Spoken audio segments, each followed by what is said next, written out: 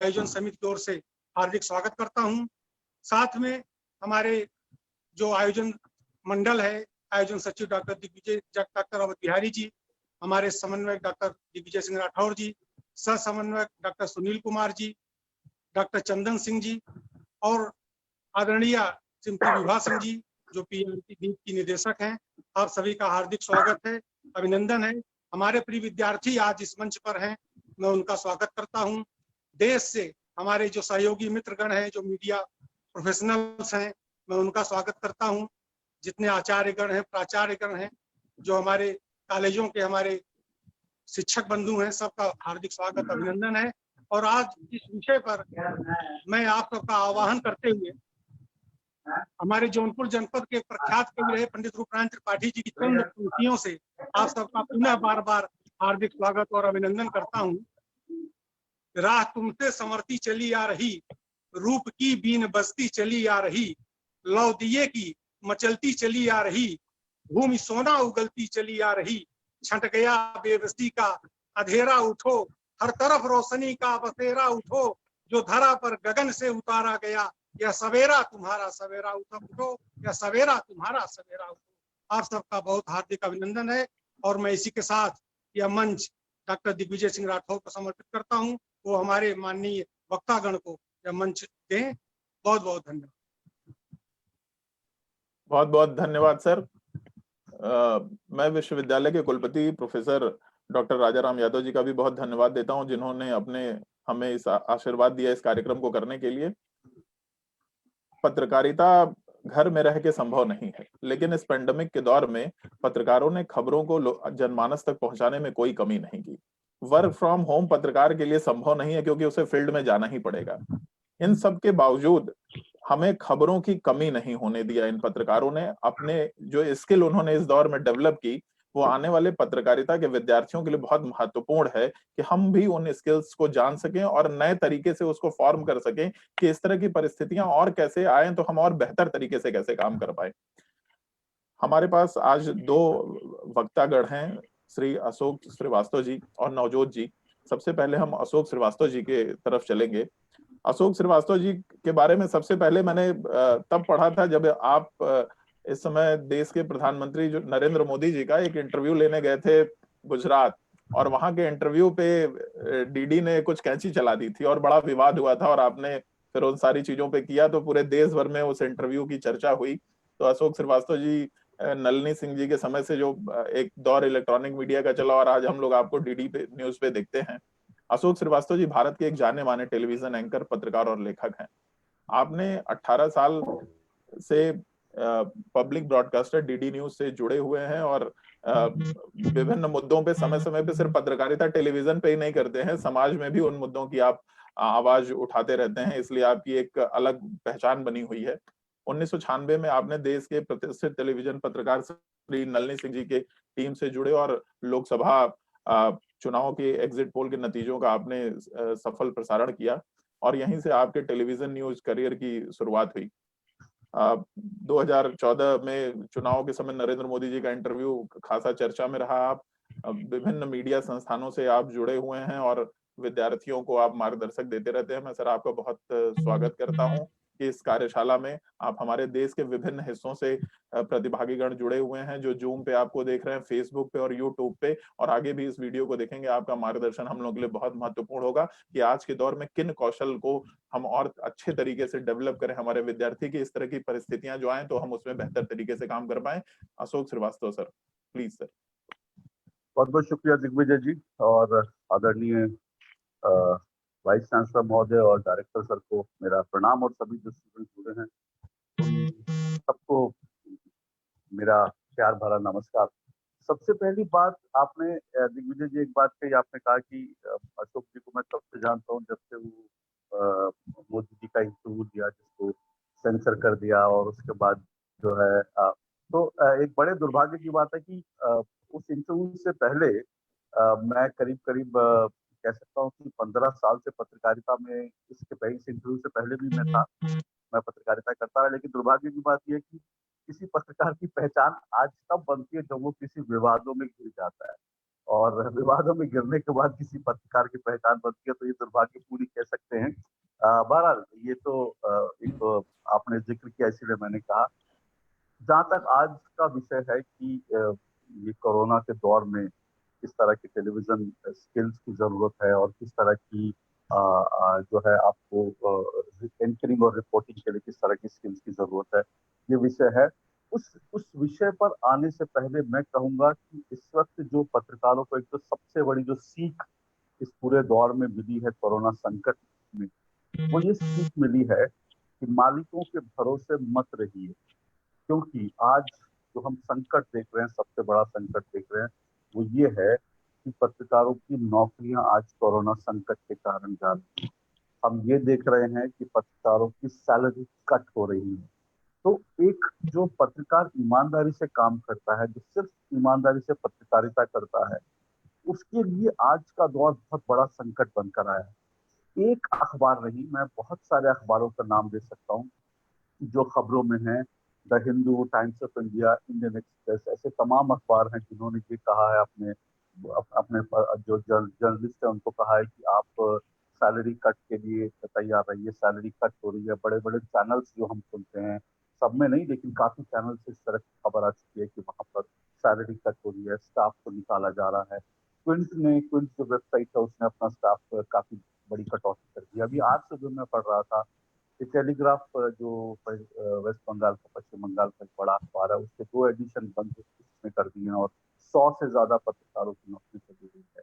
तो इस तरह की खबरें हम सब जगह से सुन रहे हैं। तो इस वक्त सबसे बड़ा संकट मुझे लगता है वो ये है कि पत्रकारों की जो नौकरियां जा रही है, जो सैलरी कट हो रही है, वो उनके लिए एक बड़ी चिंता का कारण बन गया है। तो पहली बात तो मैं कहूंगा जो कोरोना संकट का पत्रकारों के लिए सबक है, युवा पत्रकारों के लिए सबक है, वो ये है, ये जो राह है, पत्रकारिता की राह है, ये बड़ी चुनौतीपूर्ण है।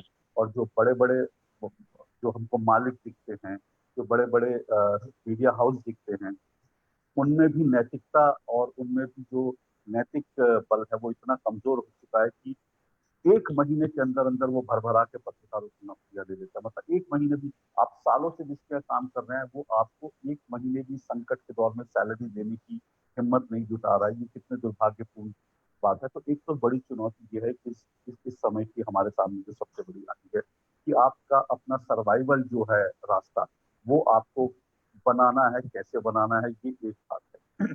दूसरी बात, इसमें कोई दो राय नहीं कि इस दौर में हमने देखा कि जो आपने शुरू में कहा कि अब घर बैठ के पत्रकारिता नहीं हो सकती और लॉकडाउन है। सबको ये कहा जा रहा है कि कोरोना से बचने का सबसे सही रास्ता ये है कि स्टे होम, लेकिन पत्रकार स्टे होम नहीं कर सकता, वो घर पे नहीं रह सकता, उसको घर से बाहर निकलना पड़ेगा।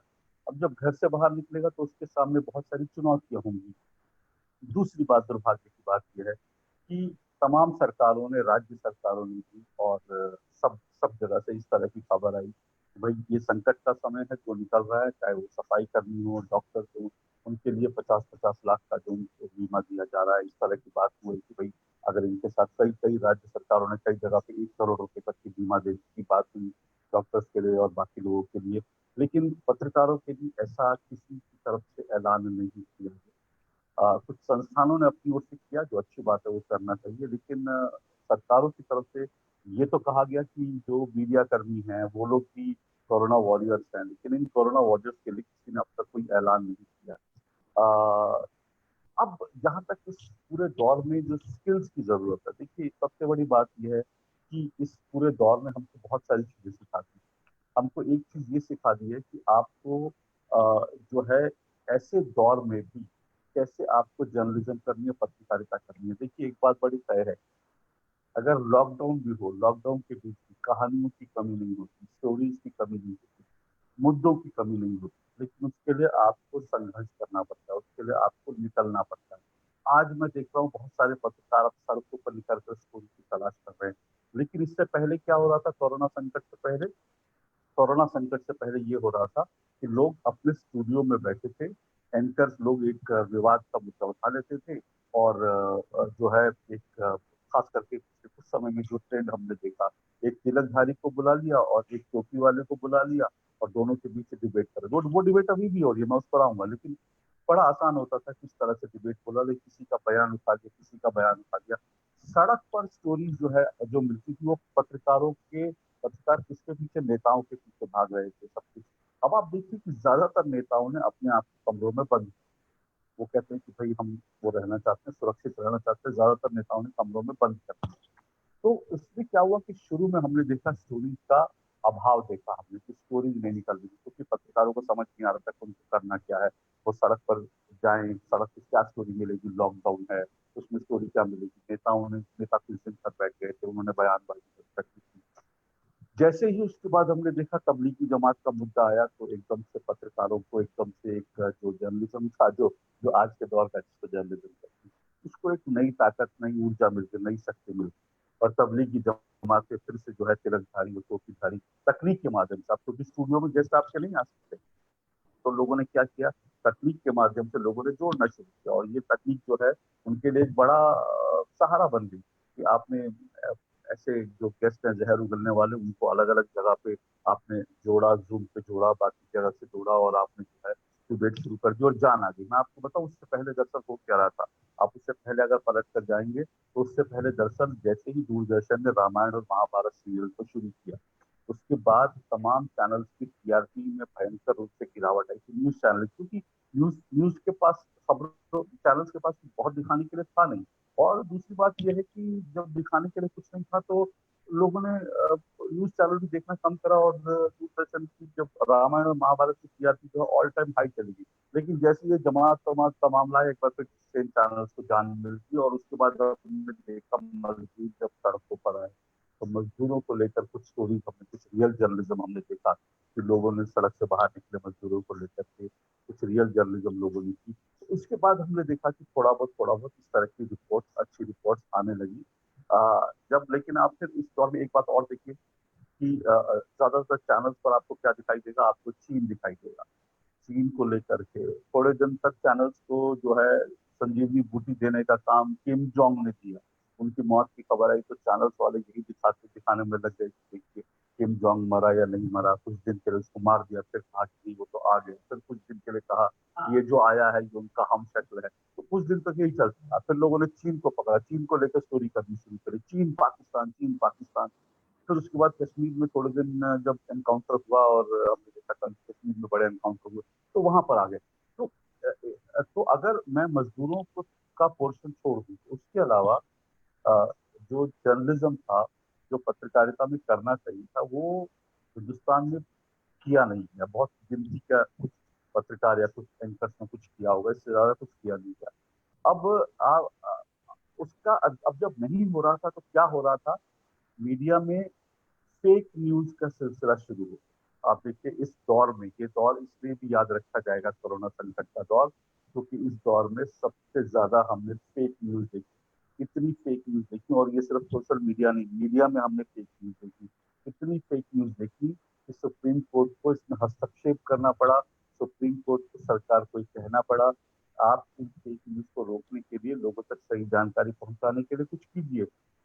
और उसके बाद जो है सुप्रीम कोर्ट के आदेश के बाद केंद्र सरकार ने पीआईबी फैक्ट चेक नाम से वेबसाइट भी अपनी शुरू करी, और उसके बाद अपना ट्विटर हैंडल एक बनाया, और रोज रोज इस तरह से जो न्यूज आ रही थी उनको जो है, उनको जो फेक न्यूज आ रही थी उनको उनको उनको काउंटर करना शुरू किया। तो इस दौर में जब न्यूज लोगों को नहीं मिल रही थी, तो लोगों ने फेक न्यूज भी दिखानी शुरू करी। तो ये एक बड़ी चुनौती हमने देखा कि मीडिया के सामने आ गई, पत्रकारों के सामने आ गई। लेकिन मैं ये मानता हूँ, देखिए मैं ये मानता हूँ कि इस दौर में भी आपके पास करने के लिए बहुत कुछ था। मैंने कुछ स्टोरीज की, मैंने कुछ क्योंकि मैं, हालांकि मैं पिछले कुछ सालों से एंकर की भूमिका में ज्यादा हूँ, लेकिन मैं दिल से मानता हूँ, मैं दिल से आज भी एक रिपोर्टर हूँ। और मुझे बड़ा लगा कि ऐसे समय में घर बैठकर जो है नहीं हो सकता, स्टूडियो में बैठ कर नहीं हो सकता, तो मैंने खुद से ऑफर किया, और मैं खुद कैमरा लेकर कई जगह पे गया। मैंने कई जगह स्टोरीज करी, किस तरह से जानवरों को जो है, जानवरों के लिए संकट खड़ा हुआ है, लोगों के लिए क्या संकट खड़ा हुआ है, कैसे काम हो रहा है इस संकट के दौर में, जो जो कंटेनमेंट जोन है वहाँ लाइफ कैसी है। बाकी तो इस तरह की बहुत सी चीजें थी दिखाने के लिए, जो हमने दिखाने की कोशिश की, मैंने दिखाने की कोशिश की, और भी बहुत लोगों ने कोशिश इस तरह की है। लेकिन मैंने देखा मोटे तौर पर जो जो मीडिया हाउस हैं उनके पास एक लाइन नहीं थी, दिशा नहीं थी कि ऐसे समय में क्या किया जाए। ये संकट एकदम से आ गया, शायद इसलिए भी ऐसा कारण हुआ कि संकट एकदम से आया तो लोगों को समझ नहीं आया दरअसल उनको क्या देना है। लेकिन इसके अलावा जो एक सबसे बड़ी चिंता जिस बात को लेकर है, वो चिंता मुझे इस बात की फेक न्यूज के अलावा जो दूसरा पहलू है वो ये है कि मीडिया ने इस दौर में लोगों को डराने वाली पत्रकारिता की, डराने वाली, मैं शब्द कह रहा हूँ और इस बात को बड़ा गौर से सुनिए, मीडिया को ऐसा नहीं करना चाहिए था। WHO वर्ल्ड हेल्थ ऑर्गेनाइजेशन जो है उसका उसने उसका खुद का एक ये बयान है और WHO ने खुद एक सलाह दी थी। उसने लोगों के लिए सलाह दी थी कि ऐसे वक्त में जबकि कोरोना का संकट चल रहा है, लोग अपने घरों में बंद हैं, तो WHO ने कहा था कि लोगों को सलाह दी दी थी कि आप दिन में 2 बार से ज्यादा न्यूज चैनल मत देखिए, 2 बार, सिर्फ सुबह देखिए, शाम देखिए और ऑथेंटिक न्यूज देखिए। ऐसा WHO ने इसलिए कहा, उसने कहा कि अगर आप दिन भर न्यूज चैनल देखेंगे, न्यूज देखते रहेंगे, तो आप जो घर में बैठे हैं, आपको जो है आप डिप्रेशन के शिकार हो सकते हैं। कि आप डिप्रेशन के शिकार ना हो, इसलिए जरूरी है कि आप न्यूज चैनल को 2 बार से ज्यादा नहीं देखिए, क्योंकि कोरोना के इतर भी जिंदगी है और भी बहुत कुछ है। लेकिन दुर्भाग्य से क्या हुआ कि मीडिया में कोरोना को लेकर के ही खबरें दिखाते रहे, 24 घंटे आप या तो कोरोना दिखाते रहे या चीन दिखाते रहे या फिर वो डिबेट कराते रहे जमात जमात को लेकर के। ये चीज अच्छी नहीं है। ये इससे इससे इतर कुछ सोचना चाहिए था लोगों को, लेकिन वो सोच मुझे दिखी नहीं। अब आप देखिए कि मीडिया ने किस किस तरह की पत्रकारिता की। अंग्रेजी का एक सबसे प्रतिष्ठित और पत्रकारिता का झंडा बुलंद करने वाला एक अखबार है अंग्रेजी का, और उस अंग्रेजी के अखबार ने मार्च महीने में एक रिपोर्ट छापी जिसमें ये कहा गया कि मई के मध्य में भारत में कोरोना संक्रमित लोगों की संख्या 50 लाख से ज्यादा होगी। अब आप सोचिए, और मरने वालों की तादाद हजारों होगी। अब आप सोचिए कि ये खबर पढ़ करके किसी को क्या होगा, किसी को डर लगेगा, उनको लगेगा कि यार क्या है एकदम से 50 लाख लोग, तो लोग डर गए इन खबरों से। एक और अंग्रेजी का एक चैनल है, प्रतिष्ठित चैनल है, उसने एक खबर चलाई जॉन हॉपकिंस यूनिवर्सिटी की। उसने एक खबर चलाई कि जॉन हॉपकिंस यूनिवर्सिटी का कहना है कि भारत में कोरोना के कारण अगले 1-2 महीने में मरने वालों की तादाद इतनी इतनी होगी, इतने हजारों करोड़ों लोग इससे प्रभावित होंगे। जॉन हॉपकिंस यूनिवर्सिटी ने खुद खंडन किया कि हमारी ऐसी कोई स्टडी नहीं है, ये न्यूज गलत है, हमने ऐसी कोई स्टडी नहीं की।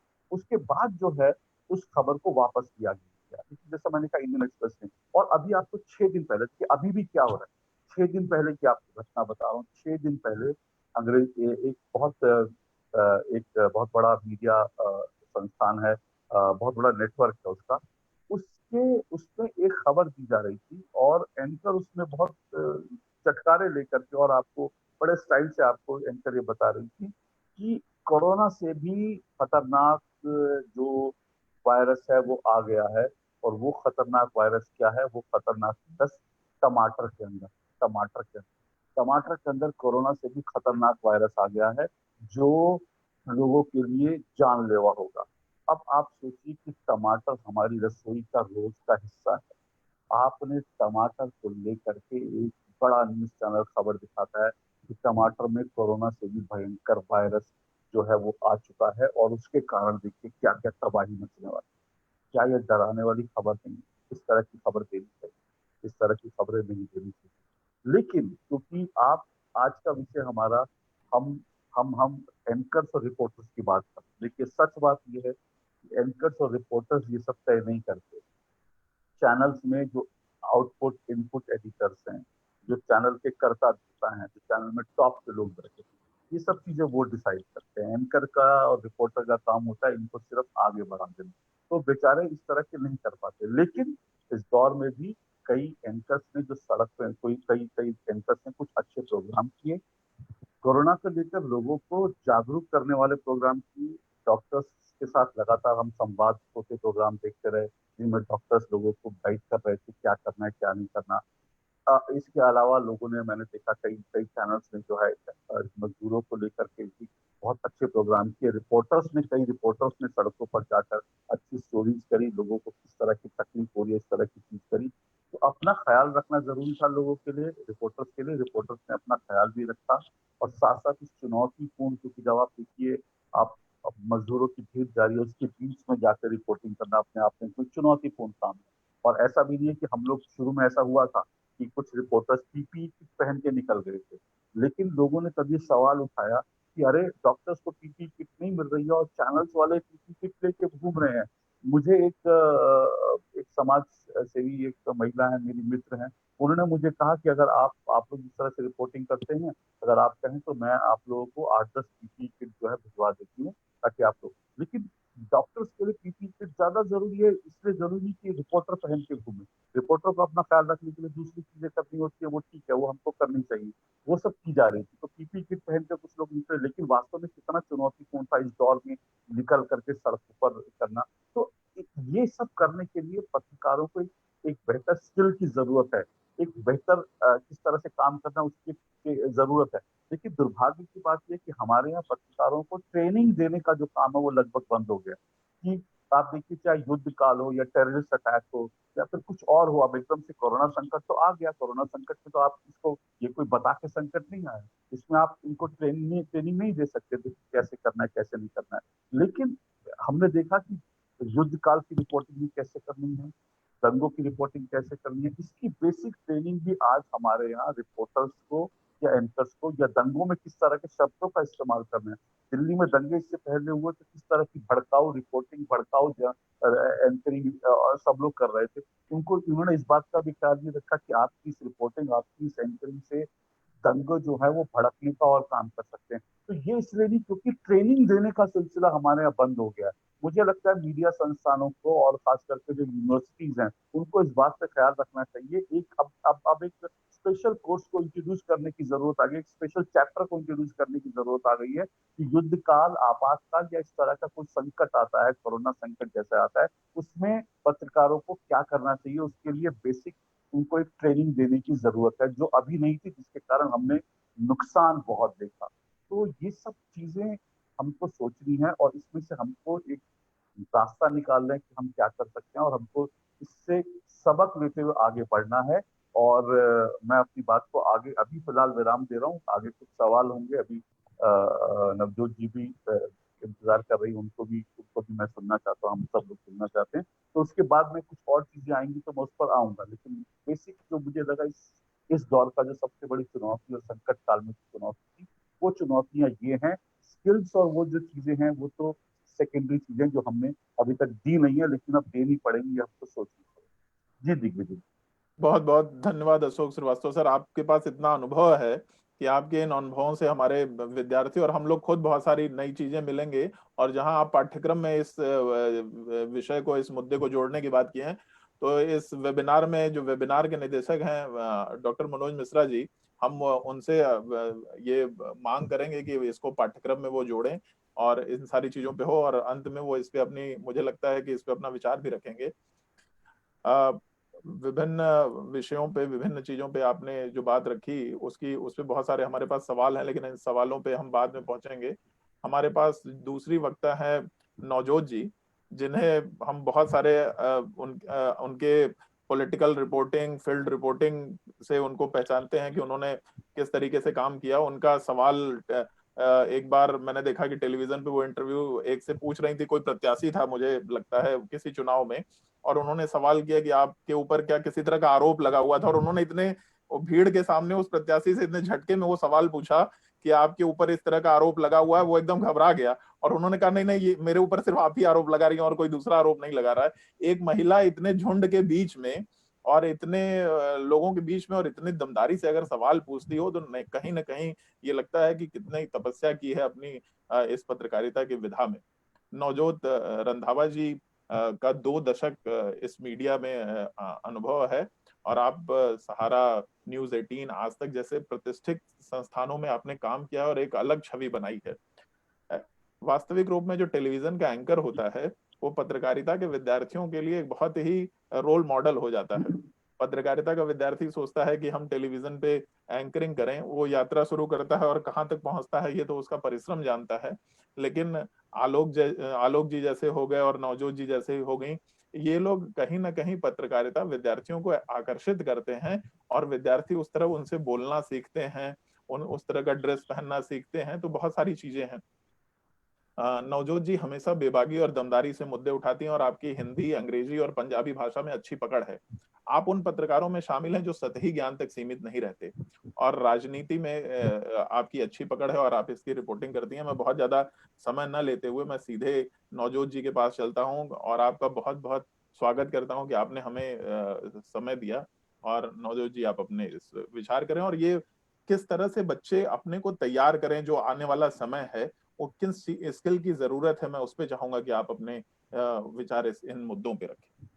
नवजोत जी। जी, बहुत-बहुत धन्यवाद दिग्विजय जी, बहुत-बहुत धन्यवाद। और यहाँ पर सभी लोग मौजूद हैं। वेबिनार मेरा पहला एक्सपीरियंस है कि मैं सेमिनार की बजाय अब वेबिनार, अब ज़माना ऐसा है, चाहे हम इसको कहें कि टेक्नोलॉजी बहुत अच्छी हो गई है या फिर हम इसको कहें कि कोरोना वायरस, लॉकडाउन, लेकिन हम सबको इकट्ठे होना है, मिलना है, बच्चों को पढ़ाना है, बच्चों को एक अच्छी शिक्षा देनी है।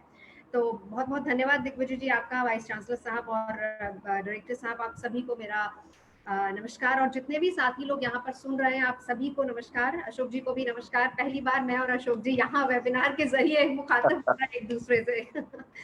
तो जिस बात का जिक्र आपने किया दिग्विजय जी, मैं वहीं से शुरू करना चाहूंगी। मुझे आज भी याद है वो पिछली बार का विधानसभा चुनाव था पंजाब का, और मैं विक्रम मजीठिया, जिनके ऊपर तमाम तरह के आरोप लगे थे क्योंकि उन्होंने प्रकाश सिंह बादल की सरकार में रहते हुए ड्रग्स के बहुत सारे आरोप लगे थे कि वही उनको कहा जाता था कि वो एक ड्रग किंग है और अगर पंजाब में किसी ने ड्रग्स फैलाई है तो वो वही है। तो यही क्वेश्चन मैंने उनसे पूछा था, जिस दौरान वो थोड़ा सकपका गए थे, और फिर उसके बाद उनका जवाब आपने बताया ही क्या था। लेकिन मेरा ये मानना है कि अगर आप सही तरीके से, अगर आप किसी को कोई क्वेश्चन नहीं कर सकते, क्योंकि पत्रकार कोई पार्टी बनकर किसी के सामने नहीं जाता। मैं अगर एक पत्रकार हूँ और मेरी, हो सकता है कि मेरे को कोई एक पार्टी या फिर कोई एक शख्स ज्यादा पसंद हो, लेकिन जब मैं एक पत्रकार हूँ, मेरे हाथ में माइक आ गया या फिर मैं उस एंकर की कुर्सी पर बैठी हूँ, तो मुझे ये लगता है कि फर्ज हमारा ये है कि हम एक इंडिपेंडेंट वॉइस बनकर सामने आए, हम कोई पार्टी बनकर नहीं जाए। इस पर आगे भी बात करेंगे। और दूसरी मैं आगे बढ़ूं उससे पहले अशोक जी ने 2-3 बातें कही थी कि बहुत सारे, अब क्योंकि जिम्मेदार पत्रकार अपनी जिम्मेदारी बखूबी समझता है, हर दिन जान जोखिम में डाल के बहुत सारे पत्रकार अपना काम करते हैं, लेकिन फिर उनकी नौकरियों पर कैंची चल जाती है। ये बहुत हद तक सही बात भी है, लेकिन ये कैंचियां हर तबके में अभी चल रही हैं। ये कोरोना का संकट और काल ऐसा है कि यहाँ पर हमने देखा कि बहुत सारे ऐसे लोग हैं जो वर्क फ्रॉम होम है और उनको ऑफिस से एक मेल आ रहा है कि अब क्योंकि आप वर्क फ्रॉम होम है तो क्यों ना आपको आधी सैलरी दे दी जाए, अब क्योंकि इस डिपार्टमेंट में 10 की बजाय 5 ही लोगों की जरूरत है तो क्यों ना 5 लोगों को हम हटा दें। तो इस तरह की बहुत सारी बातें आ रही हैं। और दूसरा ये कि इस दौरान, कोरोना काल के दौरान, खासतौर से जब से लॉकडाउन हुआ है, मैं तब से अगर शुरुआत करूं, कि खबरों की कमी थी और इसलिए बहुत सारी खबरें मिस हो रही थी, ऐसा मैं नहीं मानती हूँ कि खबरों की कमी थी। बहुत अच्छी बात कही थी अशोक जी ने कि एक अच्छा रिपोर्टर अगर फील्ड में जाए तो बहुत अच्छी अच्छी बढ़िया बढ़िया खबरें निकाल कर ला सकता है, लेकिन वही बात कि उसको प्रस्तुत करना और उसको प्रस्तुत करने का अंदाज किस तरीके का है, और क्या आपको उतनी लिबर्टी मिलती है, या फिर कोई चैनल या फिर कोई भी न्यूज़पेपर ये देखता है कि अगर हम इस तरह की स्टोरी चलाएंगे तो क्या कहीं फलानी पार्टी या फलाने पॉलिटिशियन नाराज तो नहीं हो जाएंगे। और एक और चीज जो बहुत कॉमन देखी गई है, मैंने खुद एक्सपीरियंस की है, इसमें कोई दो राय नहीं है, चाहे वो हिंदू मुसलमान का मुद्दा हो, चाहे तबलीगी जमात वाला इशू आया हो, चाहे वो पक्ष विपक्ष की सियासत हो, उसमें तमाम लोग चटकारे लेकर सुनते भी हैं और उसमें हर किसी का फेवरेट सब्जेक्ट हो जाता है, और इसमें कोई दो राय नहीं कि इससे टीआरपी अच्छी मिलती है। तो ये एक अलग गेम है, लेकिन हमारा फर्ज क्या बनता है, आज हम इसी पर बात करेंगे। सही है कि हम लोग को कोई ट्रेनिंग नहीं दी गई। मुझे याद है जब हम लोगों ने अपनी एजुकेशन कंप्लीट की मास कम्युनिकेशन की, तो उसमें कोई पर्टिकुलर ये सब्जेक्ट नहीं था कि कोई आपदा आ गई या इस तरह का कोई पैंडेमिक आ गया तो उसमें आपको क्या करना है, ऐसा कुछ भी नहीं था। और ऐसा भी नहीं है कि कोरोना काल से पहले कुछ इस तरह की आपदाएं नहीं आई हैं हिंदुस्तान में, बहुत सारी आई हैं। पत्रकार फील्ड में गए हैं, उन्होंने रिपोर्टिंग की है, अच्छी अच्छी बढ़िया स्टोरी, ह्यूमन एंगल स्टोरीज लेकर वो आए हैं। लेकिन वक्त के साथ साथ तमाम चीजें बदली हैं और लोगों के देखने का, परखने का, उसको समझने का और उसको प्रस्तुत करने का जरिया अंदाज भी बदला है। और ऊपर से एक टीआरपी प्रेशर, और ऊपर से आप और हम चाहे इस बात को भले ही सबके बीच में ना कहें, लेकिन ये मानिए कि कहीं ना कहीं बहुत सारे प्रेशर्स होते हैं, वो चाहे पत्रकार हो या फिर एंकर हो, वो उन पर होते हैं।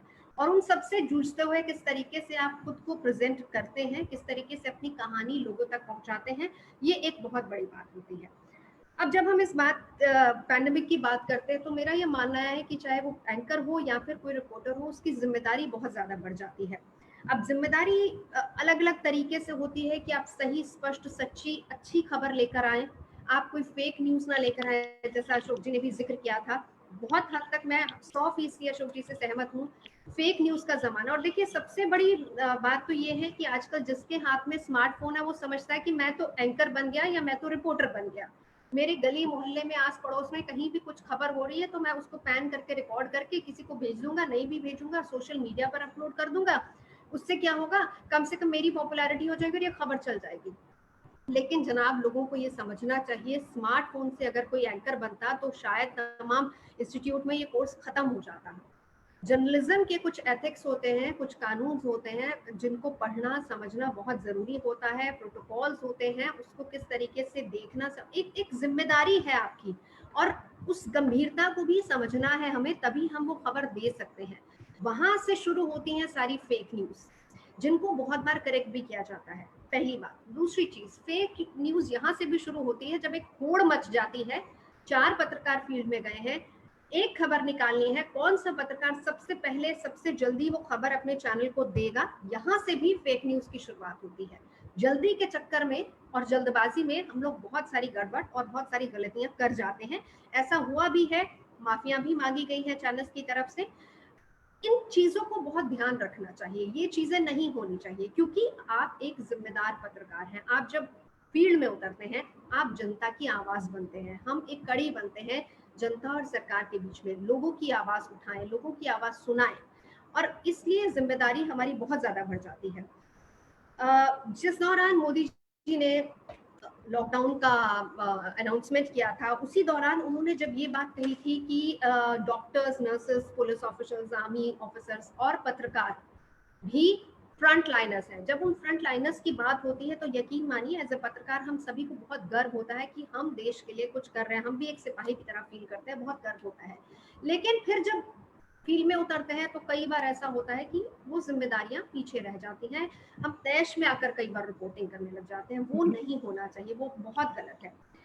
अनाउंसमेंट हुई, मुझे आज भी याद है, अनाउंसमेंट हुई थी, वो 8 बजे का वक्त था, रात में जब प्रधानमंत्री जी बोल रहे थे, और उसके बाद अनाउंसमेंट होते होते उनकी पूरी 9 बजे तक की स्पीच ना सुनते हुए 8:30 बजे तक सोशल मीडिया पर और बाकी बहुत सारी जगहों पर छोटी छोटी क्लिप्स आनी शुरू हो गई थी कि कल से तो सब कुछ बंद हो जाएगा, कल से आपको राशन नहीं मिलेगा, कल से आपको दूध दही कुछ नहीं मिलेगा, जबकि ऐसा कुछ नहीं था। पूरी बात सुनी ही नहीं, हमने बिना पूरी बात सुने पहले ही उस खबर को सबके सामने ला दिया और उससे पैनिक क्रिएट हो गया। This is what we call a fake news. ये जिम्मेदारी वाली पत्रकारिता नहीं होती। थोड़ा इंतजार कीजिए, सब्र कीजिए, सही और सच्ची सटीक खबर लेकर हम पहुंचे तो वो एक जिम्मेदारी होती है। मेरे ख्याल से जब इस तरह की महामारी हो तो ये जिम्मेदारी समझना बहुत जरूरी हो जाता है, और हमें ये देखना चाहिए कि हम कोई भी ऐसी खबर ना दें, ना दिखाएं, ना बोले स्क्रीन पर जिससे किसी एक तबके को या फिर किसी भी शख्स को कोई भी परेशानी हो या फिर कहीं पैनिक क्रिएट हो जाए वहां पर। ये नहीं करना चाहिए। एक बहुत जिम्मेदारी भरा रोल है हमारा पत्रकार होने के नाते। न्यूज चैनल्स और न्यूज़पेपर्स का भी बहुत बड़ा जिम्मेदारी भरा रोल होता है, तो उसको देख परख कर ही हमें कोई भी खबर ऑन एयर करनी चाहिए और कोई भी खबर लिखनी या छापनी चाहिए। दूसरी बात, बिल्कुल जैसे डॉक्टर्स फ्रंट लाइनर्स थे, जैसे नर्सेस फ्रंट लाइनर्स थी, पुलिस ऑफिसर्स थे, ऐसे ही पत्रकार भी थे। हमारे बहुत सारे साथी ऐसे भी हैं उनको हाल ही में आपने खबरें सुनी होगी कि कोरोना वायरस उनको भी डिटेक्ट हुआ है। तो एक रिस्क फैक्टर्स उनके साथ बहुत ज्यादा रहते हैं। जान जोखिम में डालने वाली बात जिसका जिक्र मैं कर रही थी, उसमें एक यही फैक्टर आता है, क्योंकि जब पत्रकार फील्ड में निकलता है तो वो ये नहीं देखता कभी कभी कि मुझे अपनी हिफाजत करने, कई बार जोश में आकर पत्रकार जाकर उन एरियाज में भी चले जाते हैं, क्योंकि हमने देखा बहुत सारे क्वारंटाइन एरियाज थे, वहां से न्यूज लेकर आनी है, गए पत्रकार वहां पर, हो सकता है इन्फेक्शन वहां से आया हो। तो ये भी एक चीज है जिसका हमें बहुत ज्यादा ख्याल रखना होता है, लेकिन इसकी कोई फॉर्मल ट्रेनिंग नहीं होती। ट्रेनिंग तो वैसे होती ही नहीं है। अशोक जी ने बहुत अच्छा कहा, मेरा मानना ये है कि हर 6 महीने बाद कम से कम, चाहे वो एंकर्स हो या रिपोर्टर्स हो, हर किसी को एक एक पर्टिकुलर ट्रेनिंग देने की बहुत जरूरत है, जो कि आजकल बिल्कुल नहीं होती है। और यहाँ पर जितने भी हमारे साथ हमारे सीनियर्स बैठे हैं, मैं तो उनको ये भी कहूंगी कि आप भी एक सब्जेक्ट रखिए। इससे पहले कि बच्चा पढ़कर यहाँ से बाहर निकले और सीधा कहे कि मैं बहुत बड़ा जर्नलिस्ट हूँ, कम से कम उसको ये समझ आना चाहिए कि आपकी जिम्मेदारियां क्या है। ये उसको पता होना चाहिए आपको क्या बोलना है, किस तरीके से बोलना है, किन अल्फाजों का इस्तेमाल करना है। वो मैं एंकर वाली जब बात करूंगी उस पर आऊंगी। तो ड्यूटीज बहुत जरूरी है और एक रोल कितना इम्पोर्टेंट हो जाता है ये भी बहुत जरूरी है। र्यूमर्स ना फैले उसका भी हमको ध्यान रखना चाहिए। इसके अलावा एक चीज और हमने देखी कि इस दौरान क्योंकि सोशल डिस्टेंसिंग की बात कही गई थी, बहुत सारे चैनल्स ने रिपोर्टर्स उतरे फील्ड में, उन्होंने लंबी रॉड के साथ बाइट लेनी शुरू की। थोड़ा सा टेक्निकल चेंजेस भी आए हैं।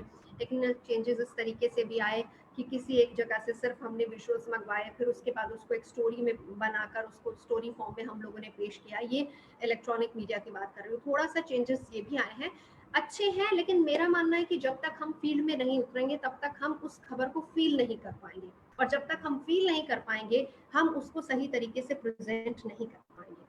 बहुत सारी अच्छी कहानियां हुई, मैंने देखा, मेरे बहुत अच्छे साथी हैं जो लोग फील्ड में निकले, जो लोग दिल्ली से लेकर राजस्थान या मध्य प्रदेश तक जिन लोगों ने ट्रेवल किया और रास्ते में बहुत सारी किस्से कहानियां उन्होंने सुनी और देखी और फिर उसको बहुत अच्छे तरीके से उन लोगों ने प्रेजेंट भी किया है। तो ये सारी चीजें हो जाती हैं, हमारी जिम्मेदारी यहाँ पर बढ़ जाती है। अब एक एंकर हूँ, क्योंकि 19 साल तक मैंने एंकरिंग की है, तो मैं अपना एक्सपीरियंस भी आपके साथ शेयर करना चाहूंगी। एंकर, पहली बात तो ये है कि कोई अलग से कैटेगरी नहीं होती है। एंकर कोई अलग से शख्स नहीं होता है कि हाँ हम थोड़ा ठीक ठाक दिखते हैं और थोड़ा हमारी उच्चारण ठीक ठाक है तो इसलिए हम एंकर बन जाए, ऐसा नहीं होता है। ये जितने भी मेरे साथी लोग यहाँ पर देख रहे हैं, मैं उनसे रिक्वेस्ट करूंगी और सारे स्टूडेंट्स को ये कहूंगी, आपका भी सपना होगा कि आप एंकर बनिए, बहुत अच्छी बात है। हर किसी को हक है सपने देखने का और सपने पूरे करने का, और आप कर सकते हैं, आप बन सकते हैं। लेकिन उससे पहले ये जान और समझ लीजिए कि आपको क्या करना है। पहली बात, anchor is not the master of one, jack of all. आपको हर चीज की अच्छी बारीकी से परख होनी चाहिए, समझ होनी चाहिए, तभी आप बन सकते हो।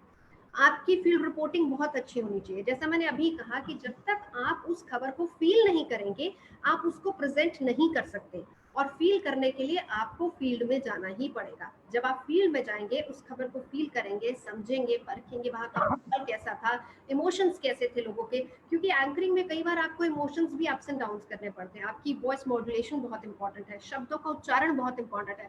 और शब्दों के उच्चारण से तो मैं ये कहूंगी कि आजकल तो कोई प्रोटोकॉल रहा ही नहीं है कि हम किस शब्द का इस्तेमाल कर रहे हैं, कहाँ पर कौन सा शब्द होना चाहिए। फॉर एग्जाम्पल, एक वर्ड जो कॉमनली हर जगह यूज होता है वो मैं आपको बताती हूँ। भीड़ है, प्रवासी मजदूर है बेचारे, बहुत मुश्किल से घरों की तरफ जा रहे हैं और बहुत बड़ी तादाद में वो सड़कों पर हैं, बस का इंतजार कर रहे हैं। और बहुत सारे ऐसे साथी लोग हैं जो कि सुने गए हैं ये कहते हुए, आप ये नजारा देखिए। नजारा is always use for a positive thing. नजारा मतलब कुछ अच्छी चीज है, आप उसमें कुछ और कहिए। ये तस्वीर देखिए, या इन लोगों की तकलीफ को महसूस कीजिए। इस तरह की बातें हो सकती है। लेकिन वही बात कि शब्द कौन सा कहाँ पर इस्तेमाल करना है, ये अभी तक उतनी समझ है नहीं है। ये खुद मैंने भी फील किया है, क्योंकि रिपोर्टर्स चले जाते हैं, एंकर्स बन जाते हैं, लेकिन आपको कौन सा शब्द कहाँ इस्तेमाल करना है उतनी ना तो शायद आपको किसी ने ज्ञान दिया है और ना ही इतनी समझ आप रखते हैं कि कम से कम वहां पर सही इस्तेमाल किया जाए। या फिर फटाफट से आपको वो खबर देनी है, जल्दी से खबर देनी है और आप भूल जाते हैं कि कौन सा वर्ड कहाँ पर इस्तेमाल किया। तो एक अच्छा एंकर वही होगा जो सही समय पर सही तरीके से शब्दों का उच्चारण करे, अपनी फीलिंग्स को उसके साथ एक्सप्रेस करे और बताए कि वो खबर किस तरह की है और उसमें कितनी सेंसिटिविटी की जरूरत है। और अगर किसी तरह की कोई महामारी या कोई पैंडेमिक या फिर कुछ इस तरह का पैनिक क्रिएट हुआ है, तो आपको पैनिक में आने की जरूरत नहीं है। पैनिक क्रिएट हुआ है, आपका फर्ज ये बनता है कि आप उसको कूल डाउन करें। डिस्कशन शोज ले लीजिए, मैं एक छोटा सा एग्जांपल देती हूँ। ये मैंने एक नॉर्मल एंकरिंग की बात की। जब हम डिस्कशन शोज करते हैं तो बहुत बार ऐसा देखा गया है कि हमारे साथी लोग जब कोई डिस्कशन करते हैं, जाहिर सी बात है कि उसमें पक्ष विपक्ष दोनों लोग होते हैं, तो एंकर एक पार्टी बन जाता है। आपको पार्टी बनने की क्या जरूरत है? क्या आप वहां पर पार्टी बनने के लिए बिठाए गए हैं? अगर आपको पार्टी बनना है तो जाइए पार्टी ज्वाइन कीजिए। मजदूरों का मुद्दा हुआ, बसों वाला मुद्दा, एक छोटा सा एग्जांपल हम लेते हैं। प्रियंका गांधी ने कहा कि हम बसें चलाएंगे, योगी आदित्यनाथ सरकार की तरफ से मेल आ गया कि नहीं भाई आप पहले डिटेल्स दीजिए, अगले दिन डिटेल्स जाती हैं, फिर वो चेन मेल 5-6 बार इधर उधर चलता रहा। अब जब इस पर हम कोई शो करेंगे, कोई डिस्कशन शो करेंगे, हम किसकी बात करेंगे? ना तो हम बीजेपी की बात करेंगे, ना ही हम कांग्रेस की बात करेंगे, हम बात करेंगे उस मजदूर की, उस मजदूर के हक की जो इंतजार कर रहा है कि चलिए कम से कम बस तो शुरू होने वाली है। लेकिन हम कहाँ उलझ गए? हम उस सियासत में उलझ गए और हम ये भूल गए कि कम से कम हम उस मजदूर की तो बात करें जिसके लिए वो सारा कुछ तैयार कराया जा रहा है, जो बेचारा इंतजार कर रहा है, उसकी तो बात करें। सो डिबेट चलते चलते चलते एंड कहाँ पर? वर्सेस पर होती है। सो वर्सेस आजकल आपने देखा होगा बहुत सारे चैनल्स में, इंग्लिश हो या हिंदी हो, वर्सेस विंडो चलती है। I don't think there is a need of versus window. आप क्या हैं? आप एक पत्रकार हैं, आप जनता की आवाज को रखेंगे, आप दोनों पार्टियों के साथ मिल बैठकर एक सोल्यूशन निकालने की कोशिश करेंगे, लेकिन क्या वो सोल्यूशन निकलता है? नहीं निकलता। एंड ऑफ द डिबेट हम क्या होते हैं? वी आर अ पार्टी, चाहे हम पक्ष की पार्टी हो चाहे हम विपक्ष की पार्टी हो। तो ये जब भी आप कहीं एंकरिंग करने जाएं, इस बात को समझिए, फैक्ट्स आपके पास सारे होने चाहिए, पक्ष विपक्ष के सारे फैक्ट्स होने चाहिए, और सबसे बड़ी बात, जिस टॉपिक के लिए आप वहां बैठे हैं उसकी सेंसिटिविटी को समझें, उसको अच्छे से जानें, और ये देखें कि आपको पार्टी नहीं बनना है, आपको बात करनी है, हकों की बात करनी है, क्योंकि आप लोकतंत्र का चौथा स्तंभ है। आपके पास हक है, आपका जो माइक है, आपका जो आईडी कार्ड है, वो इसलिए आपको दिया गया है ताकि आप बेझिझक सवाल करें। ये आपका हक है सवाल करने का, आप कीजिए सवाल, लेकिन ये ना हो कि सवाल किसी के पक्ष का ही हो और किसी को फेवर करने के लिए, पैम्पर करने के लिए, बटरिंग करने के लिए हो। नहीं, ऐसा नहीं होना चाहिए। तो ये कुछ ऐसी चीजें हैं, अगर आप अपनी स्किल्स में इंक्लूड करेंगे तो मुझे लगता है, और होनी चाहिए, कि एक अच्छे एंकर भी आप बन सकते हैं। जी दिग्विजय जी। बहुत बहुत धन्यवाद नवजोत जी। जिन जिन विषयों पे आपने इस वेबिनार में बताया वो बहुत महत्वपूर्ण है, और इस समय के लिए और भी महत्वपूर्ण है कि खबरों की संख्या इतनी ज्यादा बढ़ चुकी है, और उसमें ऑथेंटिसिटी और पक्ष विपक्ष एक बहुत बड़ा मुद्दा है। बहुत सारे सवाल हमारे पास आए हैं। मैं आप दोनों अतिथियों से ये रिक्वेस्ट करूंगा कि अगर आप अनुमति दें तो हम कुछ हमारे प्रतिभागियों के सवाल हैं जो आपसे कर रहे हैं मैसेज भेज के, हम उन सवालों को आपके सामने रख सकें। अशोक जी और नवजोत जी, मैं आपसे इसकी अनुमति चाहूंगा। जी जी बिल्कुल। इंटरैक्टिव अब वैसे नहीं हो सकता, लेकिन ऐसे इंटरैक्टिव जितना हो सकता है उसको बनाने की कोशिश जी, करनी चाहिए। एक सवाल डॉक्टर कौशलेंद्र मिश्रा जी का है। ये सवाल नवजोत जी से उन्होंने किया हुआ है कि नकारात्मक खबरें टीआरपी बढ़ाती हैं, परंतु क्या टीआरपी बढ़ाना ही पत्रकारिता का आज के समय में लक्ष्य रह गया है? इसमें दो बातें आती हैं सर। पहली बात तो ये है कि हम ये मान लें कि जो चाहे वो न्यूज चैनल हो, मैं अखबार को ज्यादा अच्छे से नहीं जानती, मैं सिर्फ अखबार पढ़ती हूँ, और अखबारों में बहुत सारी अच्छी अच्छी चीजें आती हैं, मैं वो सिर्फ पढ़ती हूँ क्योंकि न्यूज चैनल्स के साथ, इलेक्ट्रॉनिक मीडिया के साथ मेरा एक्सपीरियंस रहा है, इसलिए मैं उसी का जवाब देना चाहूंगी। सर दो चीजें आती है, देखिए, end of the day the मालिक इज अ बिजनेसमैन, और एंड ऑफ द डे उनके अंडर जितने एम्प्लॉयज काम कर रहे हैं उनको तनख्वाह, उनको नौकरी देनी है। आप ये देखिए कि हर जगह से हर कोई, अगर हम देखें कि अर्निंग्स कहाँ से होती हैं, आपकी अगर टीआरपी ठीक है, अच्छी है, तो अर्निंग्स होती है। मैं ये नहीं कहती हूँ कि आपको टीआरपी बढ़ानी, लेकिन बहुत सारे, मैं आज तक में इतना समय मैंने बिताया है, लेकिन मुझे ऐसा लगता है कि नंबर 1 चैनल है। टीआरपी बढ़ाने के साथ साथ जो सबसे सही और बढ़िया खबरें अगर होती हैं तो वो वहीं पर होती हैं, ऐसा मेरा मानना है। हो सकता है बहुत लोग मेरे से एग्री ना करें, लेकिन ये मेरा अपना मानना है कि अगर हम खबरें दिखाते हैं, हम ये भी देखते हैं कि लोगों के इंटरेस्ट की भी खबर हो, क्योंकि टीआरपी भी उसी से बढ़ती है जो लोगों के इंटरेस्ट की खबर होती है। लेकिन हाँ, दूसरी चीज ये है कि लोग इस चीज को भी देखते हैं कि कहाँ किस तरीके से चिट चैट हो रही है, specially the discussion shows. Otherwise अगर आप नॉर्मल शोज की तरफ देखें तो बहुत सारे ऐसे शोज चलाए गए हैं, मैंने खुद ऐसे शोज किए जो बहुत इंफॉर्मेटिव होते हैं, जो लोगों की पसंद के मुताबिक होते हैं और लोग उसको पसंद करते हैं, और उसी से फिर टीआरपी जनरेट होती है। जी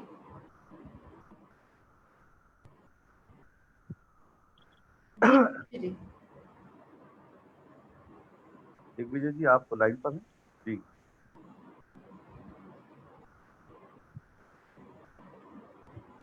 आपकी आवाज दिग्विजय जी गायब हो गई है।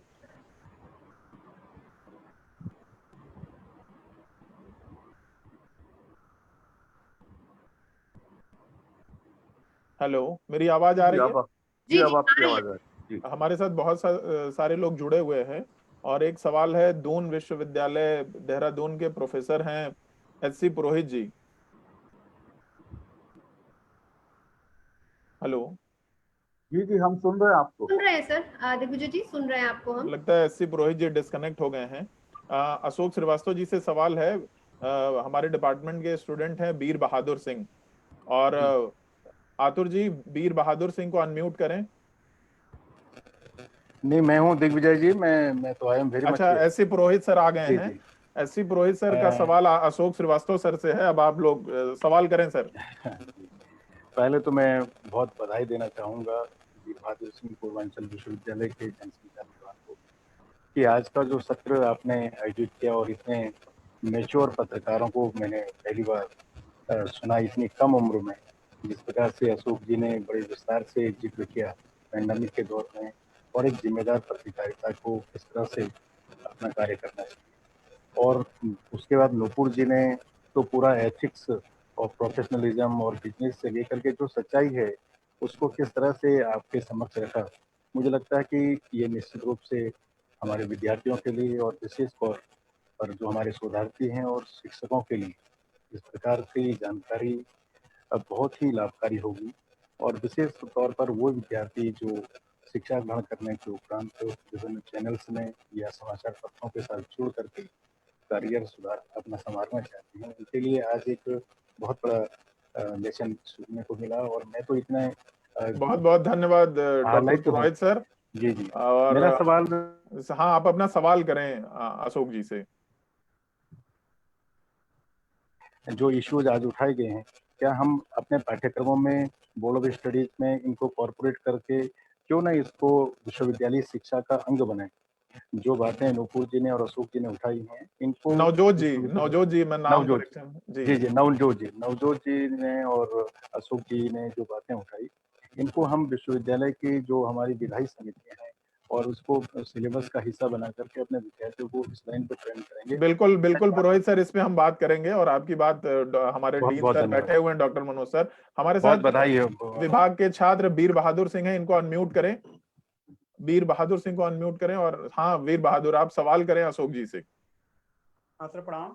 सर ये जानना चाहते हैं सर, जैसे हम लोग सब पढ़ते हैं सर पत्रकार के गुण सर अपने सिलेबस में क्या होने चाहिए सर, तो हम जानना चाहते हैं इस करंट समय में सर क्या होना चाहिए, पत्रकार बनने के लिए क्या गुण होना चाहिए, क्योंकि ये सर हम लोग पढ़ते हैं उससे काफी हटके है सर, जितना मतलब हम लोग पढ़ा है पोर्टल लिस्ट में पढ़ते हैं काफी हटके है सर, जो हम लोग मतलब लिखा गया है हिस्ट्री में पहले और इस समय के करंट सिचुएशन से। तो इस समय पत्रकार बनने के लिए मतलब क्या गुण होना चाहिए स्पेशली सबसे खास। देखिए अभी टीआरपी की बात चल रही थी तो टीआरपी के हिसाब से तो आपको पत्रकार बनने के लिए जो है टेलीविजन चैनल पर करने आने के लिए आपके पास लच्छेदार भाषा होनी चाहिए और आपके पास जो है लोगों को डील करने का तरीका होना चाहिए और साथ साथ जो आपके जो सोर्सेज हैं वो किसी भी जगह पर आप अगर रिपोर्टिंग करते हैं कुछ करते हैं तो आपके सोर्सेज होने चाहिए आज की टीआरपी की पत्रकारिता के हिसाब से। लेकिन मैं मानता हूँ पत्रकारिता टीआरपी से अलग भी है और ये दुर्भाग्यपूर्ण है कि टीआरपी जो है वो पत्रकारिता पर हावी हो गई है। इसीलिए जो है हम देखते हैं कि टमाटर के अंदर कोरोना से भयंकर वायरस आ जाता है। इसीलिए हम देखते हैं कि वो टीकाधारी और तिलकधारी और वो निकलते हैं। इसीलिए हम देखते हैं कि किम जोंग पे जो है वो आधे आधे घंटे के प्रोग्राम बनते हैं। तो ये सब टीआरपी का चक्कर है। लेकिन टीआरपी से इतर भी पत्रकारिता, मैं मानता हूँ टीआरपी से इतर जो पत्रकारिता है उसके लिए आपको गहन अध्ययन करना चाहिए। जब तक आप विषय की समझ नहीं रखेंगे तब तक आप विषय के साथ न्याय नहीं कर पाएंगे। और साथ साथ जो है आपको गहन अध्ययन करना चाहिए। भाषा के ऊपर आपकी अच्छी पकड़ होनी चाहिए। जरूरी लच्छेदार भाषा हो लेकिन भाषा की आपके पास बेसिक एक समझ होनी चाहिए। अभी बहुत नवजोत ने बहुत जो इम्पोर्टेंट बात कही थी कि भी नज़ारे को लेकर कहा था कि मजदूर बेचारे जो है वो अपने बस का इंतजार कर रहे हैं। वहाँ एक रिपोर्टर जाके कहता है कि ये नज़ारा देखिए। ऐसी कई goof ऑफ हम देखते हैं, ऐसे कई हम रिपोर्टर्स को देखते हैं इस तरह की भाषा का इस्तेमाल करते हुए। तो भाषा की आपके पास सही समझ होनी चाहिए, सही जगह आप सही और आपके पास अच्छे सवाल होने चाहिए क्योंकि आप जब अध्ययन करेंगे तभी आपके पास अच्छे सवाल होंगे। ये नहीं है कि आप मजदूर के पास जाएं और वो मजदूर चल रहा, आप उससे पूछे कैसा लग रहा है, कैसा लगेगा आपको मालूम है। तो आपके पास इससे अलग सवाल भी होने चाहिए। आपके पास एक जहन में जो है एक कहानी होनी चाहिए कि अगर आप किसी सब्जेक्ट को देख रहे हैं, आपने स्टडी किया हुआ है उन चीजों को, तो आप उसको लेकर के एक स्टोरी निकाल सकें, आपकी इतनी समझ होनी चाहिए। और इसलिए बहुत मैं बहुत बार बार धन्यवाद कहता हूँ Ashok ji, sir. Thank you sir, thank you sir. मेरे साथ विभाग के छात्र दिव्यांशु सिंह जुड़े हैं, इनको अनम्यूट करें और आप नवजोत मैम से सवाल पूछना चाहते हैं। दिव्यांशु, आपको अनम्यूट किया जा रहा है, उसके बाद हाँ दिव्यांशु सवाल करें नवजोत मैम से। हेलो। हाँ बोले, आपकी आवाज आ रही है दिव्यांशु। मैम प्रणाम, और सर आप लोगों को भी प्रणाम।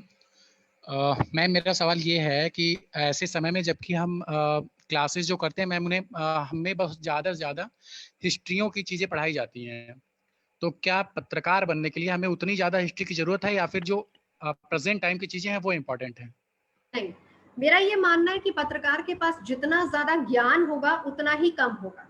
अगर आपको वो हिस्ट्री भी पढ़ाई जा रही है तो यकीन मानिए वो आपके काम की चीज है, क्योंकि जब आप एक पत्रकार बनेंगे, आप चाहे वो अपनी स्क्रिप्टिंग करें, चाहे अपनी स्टोरी लिखें, या फिर आप फील्ड में जाएं उसके बारे में रिपोर्टिंग करने के लिए, उसको बताने के लिए, तो वहां पर आपको ज्ञान बहुत ज्यादा होना चाहिए। वो इंफॉर्मेशन आपको वहां पर काम आएगी।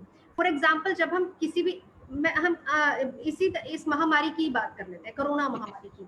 जब हम कोरोना महामारी की बात करेंगे, जब हम इस पर किसी भी तरह का कोई स्पेशल लेक्चर देंगे, या इस पर मैं अगर कभी एंकरिंग करूंगी, तो मुझे ये पता होना चाहिए कि इस तरह की महामारियां कितनी पहले, कितने दशक पहले, कहाँ कहाँ किस तरीके से आ चुकी हैं, उससे कितने लोग मरे हैं, उसका कितना इफेक्ट हुआ, वो कितने समय तक रही।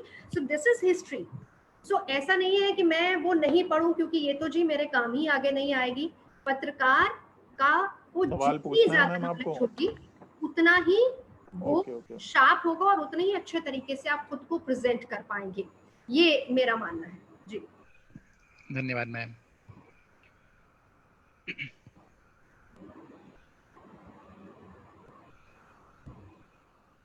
डॉक्टर मनोज मिश्रा सर, मेरी आवाज सुन रहे हैं?